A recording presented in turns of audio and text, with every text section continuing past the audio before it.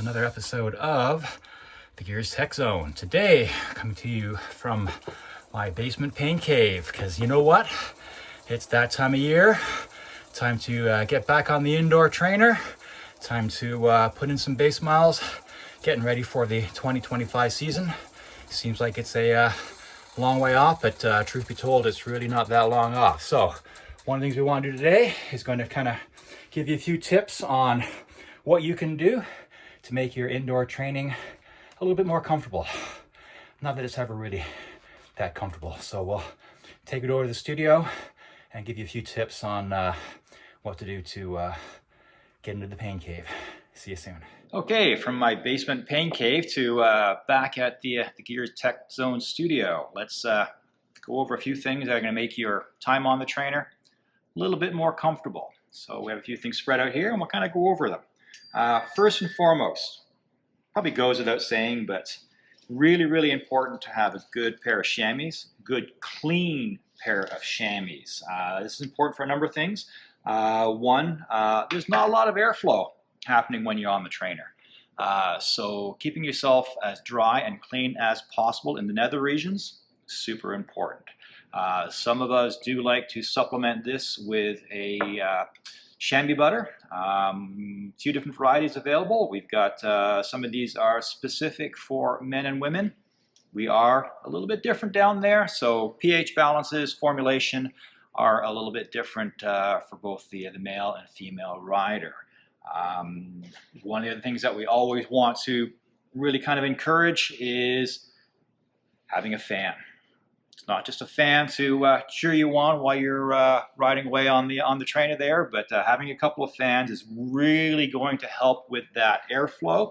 It's going to keep you a little bit drier. I have a couple of fans just like this at home. I have one sort of directed towards my face, helps kind of blow a little bit of the sweat away, and the other one is directed more towards my body, trying to keep my core temperature a little bit cooler because, as you know, you're going to sweat profusely when you're on the trainer. All right, speaking of sweat, let's touch base on hydration and what's in your water bottle. Really important to know that if you're spending, upwards of an hour on that bike, particularly in an indoor situation where it's kind of nonstop, you need to be putting back some electrolytes back into your body. We're sweating this product out, let's put it back in. Beyond an hour or so, as we kind of push it into what I would call more of an endurance style ride, 90 minutes, 2 hours and beyond.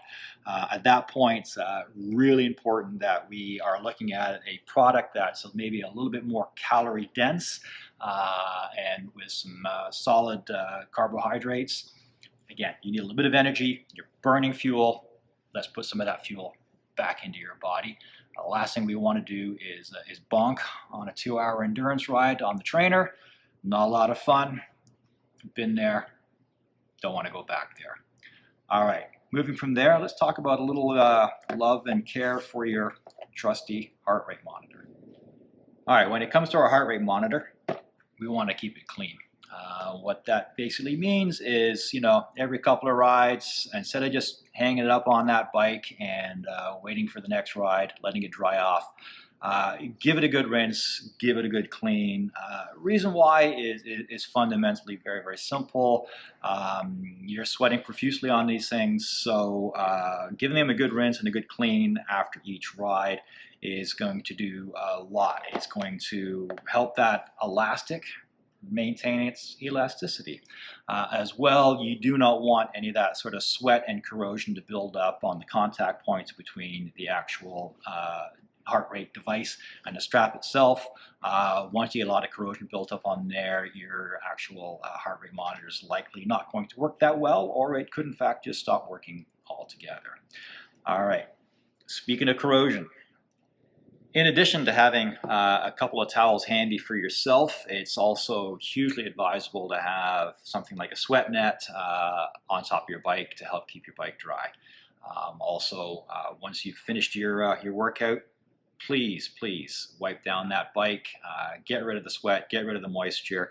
It is highly corrosive, and trust me, our technicians every springtime, they see these bikes, they come in and in a word, yuck. So take care of your bike as well as taking care of yourself. On that note, folks, I think we're about ready to wrap this up here. A couple of tips, couple of pointers on how to make your indoor training ride a little bit more comfortable and a little bit more productive. See you soon.